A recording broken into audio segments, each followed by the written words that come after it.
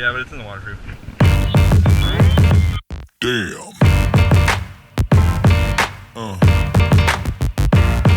Yeah. Yeah. Yeah.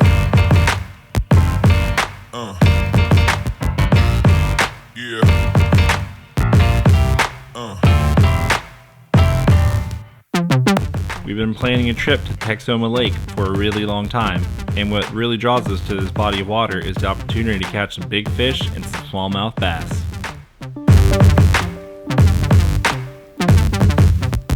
After waiting for our friend Tracy, we decided to hit the dam, and it did not take long for him to get into some smallmouth bass.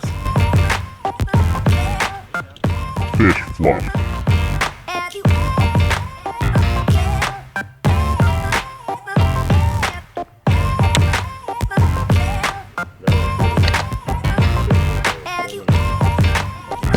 He's feisty. Next up was to go into a little finger that had a rusted up dock and some other interesting terrain.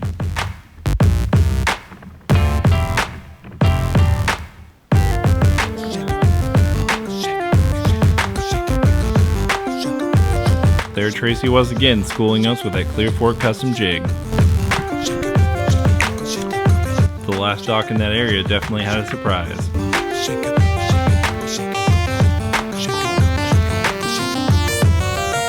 Hey guys, I just wanted to do a quick mention of the lure that I was using to catch those last 3 fish. If you were paying close attention, you saw that there was a little tiny little chartreuse thing hanging out of their mouth. And that bait is this little guy. It's a 1/8 ounce crappie jig made by Bass Pro. I like to get it in the chartreuse color because it's really vibrant and it seems to attract some good amount of fish.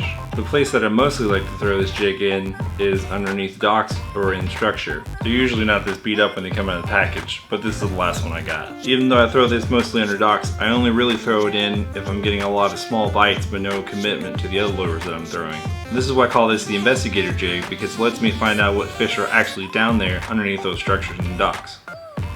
One of the last times that Tim and I went catfishing, we were really curious if there was any largemouth bass underneath this dock. And since we were catfishing, we didn't have any bass lures, but luckily I had a couple of these throwing around in the box. After a couple of small casts, it didn't take me very long to get on some fish.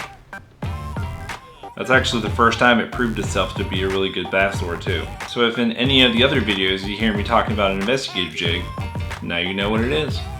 Now let's get back to some fishing. Since it was bluebird skies, we decided to hit a cluster of docks to see if we had any better luck.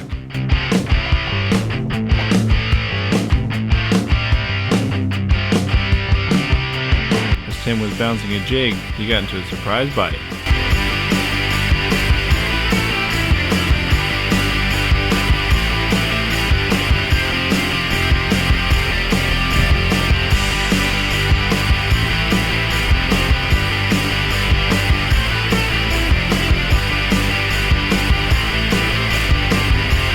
Fish came at 18.5 inches and just a little bit over 3 pounds.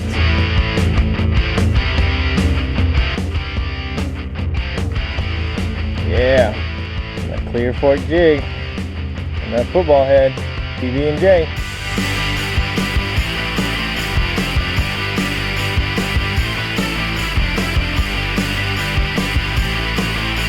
We fished the docks for a little bit longer, but decided to call it a day.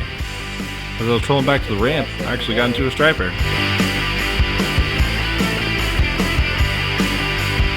It's a Clear Fork scatterblade in that Mardi Gras color with the pearlescent, glowy-tailed fluke.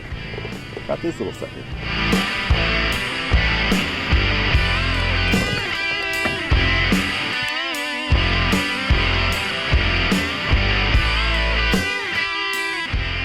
Before we headed home, we had one last stop. We've heard that there's some good action below the dam on the Red River, so we decided to give it a shot before we go home. Man, oh man, did that area not disappoint. Since these are some pretty finicky fish, I wanted to make sure to take only a couple of pictures so I can release it back in the water. Alright guys, that's the end of this minisode. Thanks for watching, make sure to like and subscribe for more real Gills adventures.